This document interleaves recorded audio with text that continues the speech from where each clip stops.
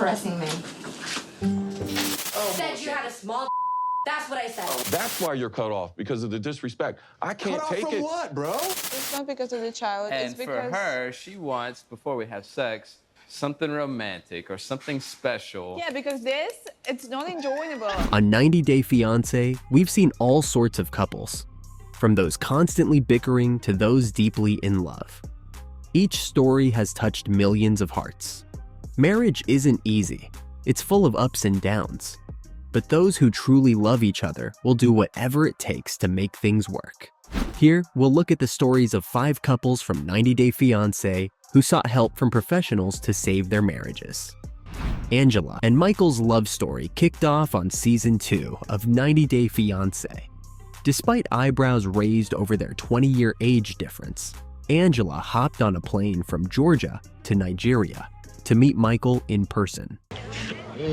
Maybe.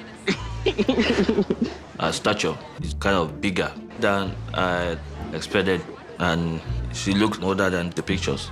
Angela took the leap and proposed to Michael, and later she returned to Nigeria, eagerly awaiting Michael's K-1 visa approval. Along the way, they faced trust issues and struggled with fertility, but their commitment never wavered. Despite hurdles like Michael's visa rejection, they said "I do" and continued their journey. And I interviewed, maybe things I'm lying or something. I'll give you all your documents and information presented. You have been found and eligible to receive a visa. Angela and Michael's love story was more like an obstacle course. When Angela underwent surgeries in LA, their relationship really got tested. They faced everything from fertility issues to family drama, holding on tight through it all. Throw in social media and a dash of trust issues, and their love saga was set for some fiery showdowns. You know I love you. No, I don't know you love me. What did you think was going to happen when you put an Instagram out? Tell me. No, I don't give a goddamn about no money, bitch. Calm down. Bitch, you and your goddamn money, bitch. In a final bid to patch up their marriage, Angela and Michael took a swing at counseling, aiming to spruce up their wilted relationship. The therapist, eyebrow permanently raised, managed a cautiously optimistic tone, like a referee at a toddler's tug of war, hopeful yet prepared for chaos. Undergo whichever discussion. I'm ready. Baby, I love you so much, you know that? And I'm sorry for everything. Just now hearing him, that's the difference. Now I see it. I believe that Michael was able to speak his truth, but I also believe that it's going to continue to be a work in progress. Feel the love still. He loves me. You know what I mean? That's true. And if he continues to not speak his truth, then that puts him in a vulnerable position where he could potentially go back to trying to get attention in other spaces with other women. Jasmine and Gino set off on their 90 Day Fiancé journey full of optimism and dreams for a shared future. However, their path quickly became rocky as they encountered obstacles that put their love and commitment to the test. And stop assuming that I was with a girl, because it's not true. So what the is doing this? No, who's it is? Lost hair! You're You are a crazy. disgusting person. Right from the start, viewers could sense the tension between Jasmine and Gino. Disputes over past relationships and suspicions of dishonesty cast a shadow over their bond. Despite their attempts to address these issues, underlying tensions persisted, bubbling beneath the surface. All my demons come out because of you. You have cannot to even see the kind of communicate. 'Cause relationship you that I can't have with my communicate 'cause you exes. yell. So I would really appreciate if you just take your things and get out of my house. I get along even with my exes better than I do with you. They are better You people. just yell, don't you? That's all you know how to do. When Jasmine learned from Gino's ex that he'd been sharing her intimate photos and boasting about bankrolling other ladies, her trust evaporated. The situation got so fiery, producers had to step in and whisk Jasmine away before things went from hot to volcanic. No, I'm saying I never thought of you as these depressing men that get old and have to pay for sex and company. Pressing me. Therapy became a lifeline for Jasmine and Gino. providing a safe haven to address personal struggles and tackle the underlying issues in their relationship head-on. Through candid conversations, they began untangling the complexities of their bond and delving into the root causes of their conflicts. Have my whole life deal with insecurities issues. No. So I want to understand. So physically you felt rejected. And you ugly. say like, Not wanted, not good enough, because I have like abandonment issues from my dad, which walked away when I was 3 years old. The therapist buckled up for what turned out to be less of a session and more of a roller coaster ride. Jasmine laid it all out, from their non-existent sex life to every other bump in their relationship road. You have to stop putting me down for the... Let me interrupt here so that we can go a little deep here. Sex, like we've been dating for 2 years and a half, and we have only been together, like have intercourse 7 times. Gino's about as ready for responsibility as a cat is to manage a yarn store.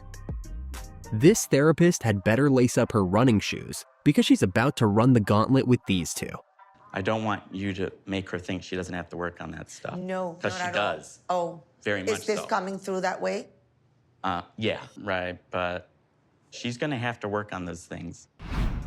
Big Ed and Liz's journey through love has been full of emotions and conflicts, ending in a quest for enduring love that brought them to marriage therapy as a final effort to salvage their bond. It all began in early 2021 when their paths crossed at a San Diego restaurant where Liz was employed.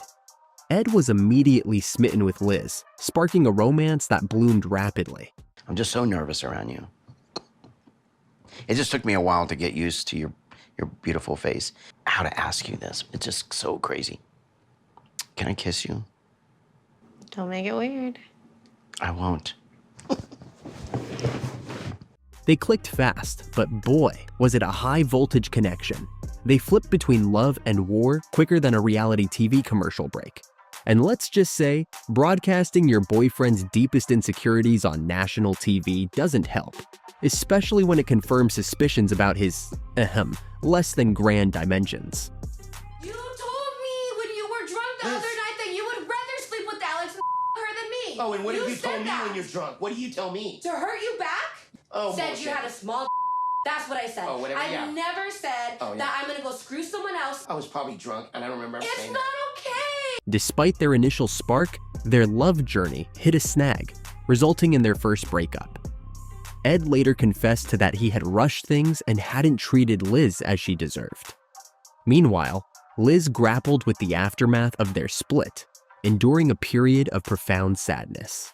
I lost half my family that were close to me, and I gave them up to be with Liz, and now I don't get to be with Liz. Now I'm now I don't have anywhere to go. Like emotionally, like I don't. Yet, fate intervened when tragedy struck in August 2021 with the passing of Ed's cherished dog, Teddy. This event prompted Liz to reach out with condolences, reigniting their connection and paving the way for reconciliation. Big Ed, how about we bring out your fiancé? Let's do it. Okay, come on out. Liz. Wow, you look great. Good to see you again. Yes, nice to see you. Congratulations on your engagement. Thank you. How does it feel? I already feel like we're married. You do? I do, yeah. Their love was like a boomerang, always coming back but never quite sticking the landing. So off they went to 90 Day, the last resort, where intensive therapy awaited. Through tears and tough talks, they honed their chat skills and finally glued their shaky bond back together. I definitely know where Liz is coming from, and I respect that, and I need to work on that. To have my back, which is what I really want. This conversation is definitely long overdue, and so maybe this therapy is actually working. Libby and Andrei's romance kicked off like a plot from a rom-com. She was swiping through a dating app while planning a Dublin getaway, and he popped up with his Moldovan charm. Despite the cultural mishmash, they clicked faster than you can say passport stamp.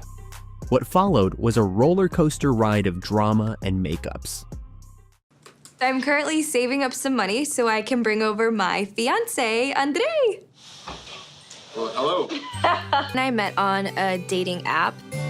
I was actually planning a trip to Dublin, where Andrei currently lives. They tied the knot in Moldova in what was supposed to be their dream wedding, but Libby's family didn't put their snark on hold. The backhanded compliments were flying faster than the bouquet. As for Libby's sister, eyeing the lavish ceremony with envy, maybe it's time she swaps the bridesmaid dress for a bridal gown of her own. Libby's wedding is so over the top.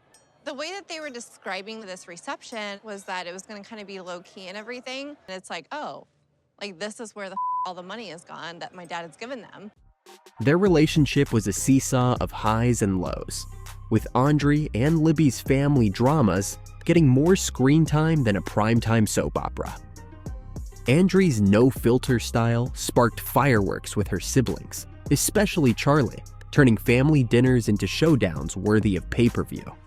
When my nerves are through the roof. Look who's back. Call the cops. Call the cops. Call the cops. Like I said. When the family squabbles started resembling a wrestling match, Libby's parents decided it was time to tag in a therapist. Suddenly, it was less about throwing plates and more about spilling feelings, as they all huddled up to tackle their issues and maybe, just maybe, start the journey from family feud to family fixed. Chuck and Pam, you wanted this to happen because you felt like it could be really helpful. With that said, I'd like to know from each of you, what would you like to see change? You know, I have a business and my kids worked in my business with me. And, you know, we were always attending each other's. When they dug deeper into the family drama, it wasn't just the Libby and Andre show. Charlie pointed fingers at Andre, but it turned out his real sparring partner might be his wine glass. Looks like sorting that out will be more of a marathon than a sprint. She got married. Her husband got in her ear and basically was trying to be divisive in our family. Relationship with you has been strained, and the reason is because of your disrespect towards me. That's why you're cut off, because of the disrespect. I can't take it. Cut off from what, bro? Me. You're cut off from my family. Okay, because of disrespect. Charlie, those things that you say to me hurt. Jovi and Yara love story on 90 Day Fiancé all began in the digital realm, where they first connected on a travel dating app, sparking a flame that led them to meet face-to-face in Budapest in 2018. Though their initial connection seemed casual, their relationship gradually evolved into something deeper and more meaningful. A lot of times I would go alone, so I downloaded a travel app to start to meet people, and one day I met a girl named Yara. So we started talking like quite a bit and realized we like a lot of the same things. They both figured it was just a fling, nothing serious, just a little fun and games. But after a few cocktails worked their magic, down came the walls and out came the real talk. Suddenly, what started as just a couple of drinks turned into, so what are we? I had zero expectations going to meet her for the first time. I was definitely not looking at this as I was meeting my future wife. I was thinking I was having a 2-day fling with a Ukrainian woman in Budapest. They fast-tracked their vows, marrying in Vegas by February 2020. Yara's family missed out due to travel snags, but Elvis was in the building. An Elvis impersonator blessed their union, making it a true hunka-hunka-burning love affair. What's more Vegas than saying I do under neon lights with the king? For rich or for poor? For rich or for poor? For now and forever? For now and forever. And Yara, you have a ring for Jovi? I take you to be my loving husband. In good times and bad? In good times and bad. Right, my friend. Let's hear from everybody. Yeah. Jovi and Yara welcomed their daughter Mila in September 2020, and it was a total game changer for them. Becoming parents opened up a whole new world of love and challenges. Jovi, having a job that often took him away from home, found it tough to be there for Yara during those crucial early months. She felt pretty overwhelmed handling everything on her own. Everything was changing the moment when Mila was born. Of course I will worry about her always. I'm her mom. Maybe there is a big difference between Ukrainian and American mom. I'll just care now about Mila. Honestly, I worry a little that Joey don't want to give up his party and all traveling lifestyle. On 90 Day Last Resort, Jovi and Yara plunged into couples therapy, tackling their bedroom woes head-on. Jovi mourned the missing fireworks, feeling their spark was more like a fizzling sparkler, while Yara craved more romance and effort. She was after roses and poetry. He was just checking if the pilot light was still lit. It's 8, not 10, because we talk with Jovi and we discussing. I feel always like say it's what a I would 6. like. It's not because of the child. And it's because for her, she wants, before we have sex, something romantic or something special. Yeah, because it's not enjoyable. Deciding to try sex therapy was a major leap for them.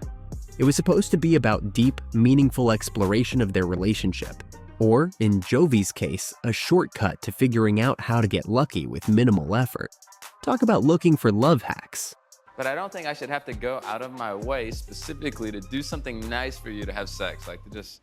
Spontaneous desire becomes further away. Absolutely. The more responsibility you have in the household. The other thing is our bodies change as we have babies. That's a wrap on this episode of Therapy or Comedy. Not entirely sure if these couples showcase the value of therapy, or just how entertaining a train wreck can be. If you got a kick out of watching this roller coaster, smash that thumbs up and hit subscribe to join the funhouse. Your support keeps the circus going.